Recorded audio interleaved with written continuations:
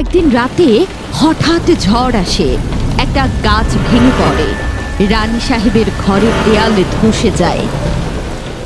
হে স্বর্গ, আমার রাগে আমার সব কেড়ে নিল। চন্দ্রপুরের রাজা ছিল খুব রাগী। সে খুব অল্পতেই সবার সাথে রেগে যেত। তার রাজসভার সবাই তার সাথে খুব সাবধানে কথা বলতো, যাতে তিনি রেগে না যান। অন্যদিকে তার রানী ছিল অনেক ঠান্ডা মেজাজের। রাজ্যের কোনো গুরুত্বপূর্ণ কথা হলে সবাই আগে রানীর সাথে আলাপ করে তারপর রাজাকে জানাতো।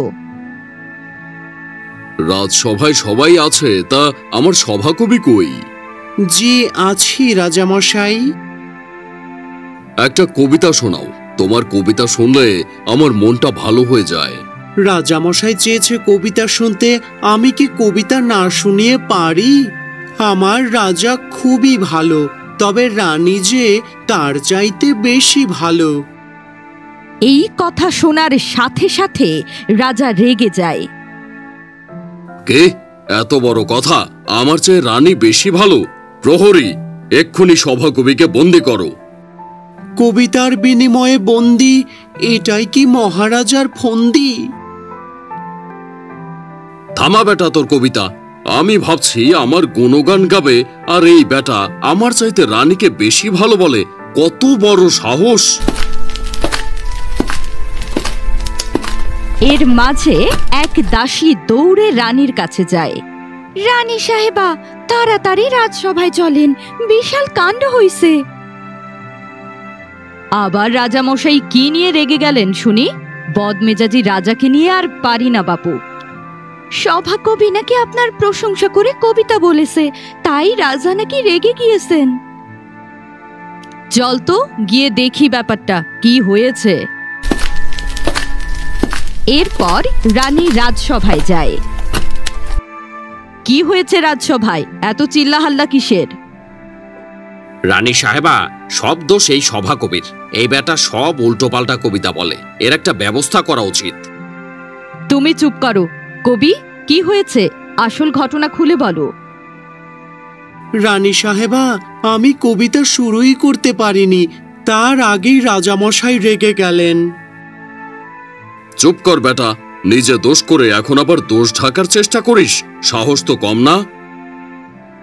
আচ্ছা, তাহলে রাজামশাই সব খুলে বলুন, কি হয়েছে?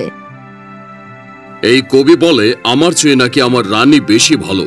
ও আমার রাজসভায় দাঁড়িয়ে আমায় খারাপ বলে। সাহস কত! তাহলে কি বলতে চান আমি খারাপ? না না রানী, তোমায় খারাপ বলবো কেন? আমায় যদি খারাপ না বলেন তাহলে রেগে গেলেন কেন? আমার প্রশংসা শুনে তো আপনার ভালো লাগার কথা। রানী, আমার ভুল হয়ে গেছে, বুঝতে পারিনি। আজকের রাজসভা এখানেই শেষ।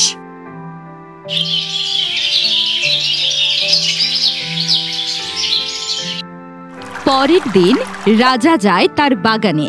তখন বাগানে মালি গাছে পানি দিচ্ছিল। ওহে মালি, তুমি গাছের ভালোভাবে যত্ন নিচ্ছ?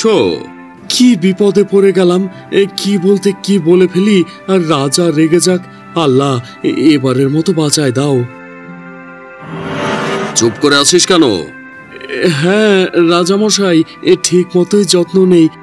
এখান থেকে যে রানী সাহেবা প্রতিদিন ফুল নেয়। রানী ফুল নেয় আর আমি জানি না? গাছের ফুল গাছে থাকবে, এগুলো ছিঁড়বে কেন? মন্ত্রী, এক্ষুনি যাও, রানীকে ডেকে আনো। হ্যাঁ মহারাজ, এক্ষুনি যাচ্ছি। এক দৌড়ে রানীকে ডেকে আনে। মহারাজ ডেকেছেন? হ্যাঁ রানী, আমি তোমায় ডেকেছি। তুমি কি প্রতিদিন এই বাগানের ফুল ছেড়ো? কই রাজামশাই, আমি তো ফুল ছিঁড়ি না। অযথা ফুল ছিঁড়বই বা কেন? বাগানেই তো সুন্দর দেখায় ফুল। এই বেটা মালি, তুই মিথ্যা বললি কেন? প্রহরী, এক্ষুনি একে বন্দি করো। মহারাজ থামুন থামুন, আগে মালির থেকে শোনা উচিত কেন মিথ্যা বলল। মালি, তুমি কেন মিথ্যা বললে? রানী সাহেবা, আমি ভয়ে বলে ফেলেছি, যাতে রাজামশাই রেগে না যায়। ভয়ের কি আছে? রাজা কি বাঘ নাকি ভাল্লুক? সে যে সব কথায় রেগে যায় তাই ভয় লাগে। দেখেছেন রাজামশাই, আপনার অতিরিক্ত রাগের কারণে আপনার সাথে কেউ ভালোভাবে কথাই বলতে পারে না। অযথা রাগ করেন কেন? আমি কি করব? সবাই এমন কথা বলে, রাগ না হয়ে যায় কই? আচ্ছা মালি, তুমি এখন যাও, আর কাজ করতে হবে না। কাল সকালে কাজে এসো।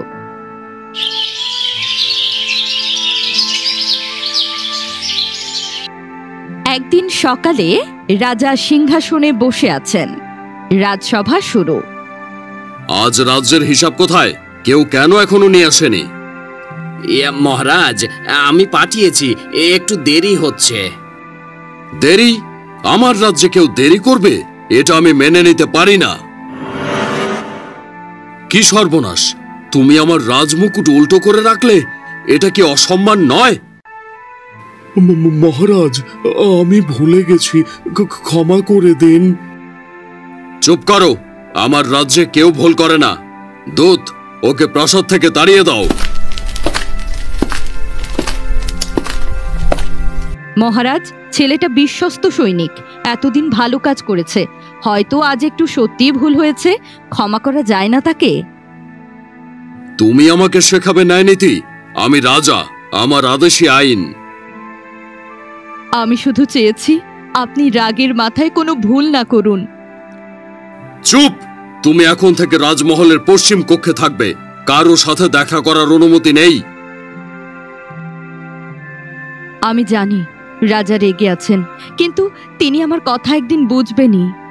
একদিন রাতে হঠাৎ ঝড় আসে, একটা গাছ ভেঙে পড়ে, রানী সাহেবের ঘরের দেয়ালে ধসে যায়।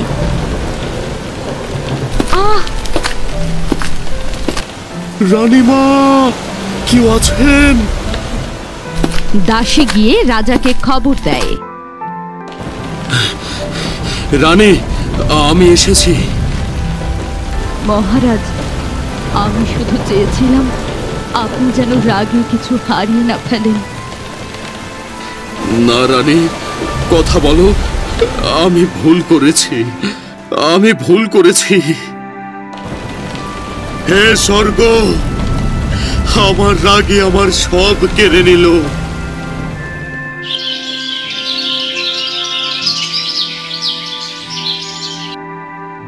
রানী মারা যাওয়ার পর প্রথম রাজসভা, সবাই নীরব। আমি আপনাদের সবার কাছে ক্ষমা প্রার্থী। আপনারা আমাকে মাফ করে দেবেন।